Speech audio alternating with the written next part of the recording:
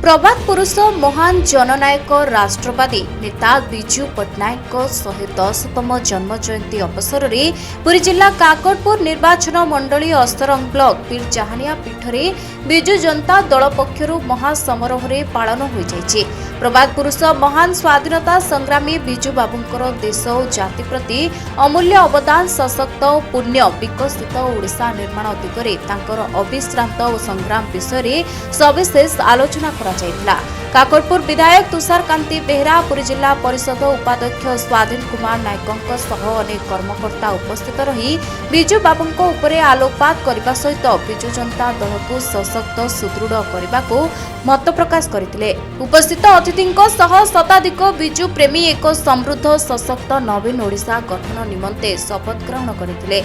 ଏହି କାର୍ଯ୍ୟକ୍ରମରେ କାକଟପୁର ନିର୍ବାଚନ ମଣ୍ଡଳୀର ଅସ୍ତରଙ୍ଗ ବ୍ଲକର 15 କୋଟି ପଞ୍ଚାୟତର 5000ରୁ ଊର୍ଦ୍ଧ୍ୱ ବିଜୁପ୍ରେମୀ ଓ ବିଜୁ ଜନତା ଦଳର କର୍ମୀମାନେ ଅଂଶଗ୍ରହଣ କରିଥିଲେ। प्रभात पुरुष विजु बाबूंकर 110तम जन्म जयंती आज काकटपुर निर्वाचन मंडल विजु जनता दल तरफ आयोजन कराई। विशेष भाव में ये अस्तरंग सभापति द्वारा यह कार्यक्रम आहूत होता। आम गण में पुरी जिला परिषद उपाध्यक्ष तथा राज्य विजु जनता दल संपादक सम्मान्य स्वाधीन कुमार नायक उपस्थित अच्छा। दुई जिला परिषद सरस्वती स्वाई और वनिता बेहरा मध्य उपस्थित अच्छा। आमर अस्तरंग विजु जनता दल सभापति पूर्वतन जिला परिषद सम्मान्य पंचानन स्वाई सार उपस्थित अच्छा। गणतांत्रिक मूल्यबोध को हस्तक्षेप करी भारतीय जनता पार्टी सरकार जो समस्त भॉइस को चापी देवाई समस्त स्वर को चापी देवाई जो कार्यक्रम जो करुँची केबे भी सफल करईदेवे ना। एवं आमर सभापति तथा पूर्वतन मुख्यमंत्री माननीय नवीन पट्टनायक नेतृत्व में आज शंख भवन में कार्यक्रम होता से निर्देश देते। दीर्घ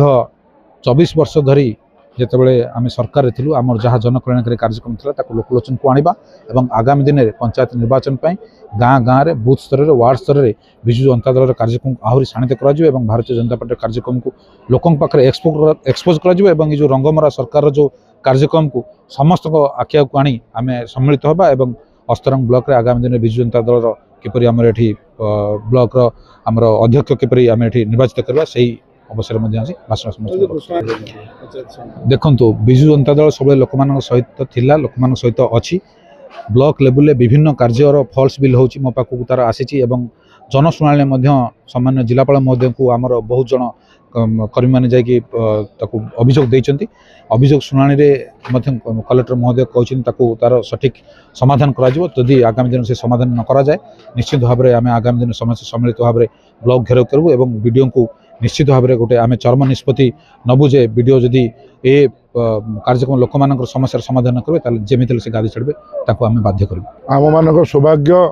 भारत वर्षर मुक्तिदाता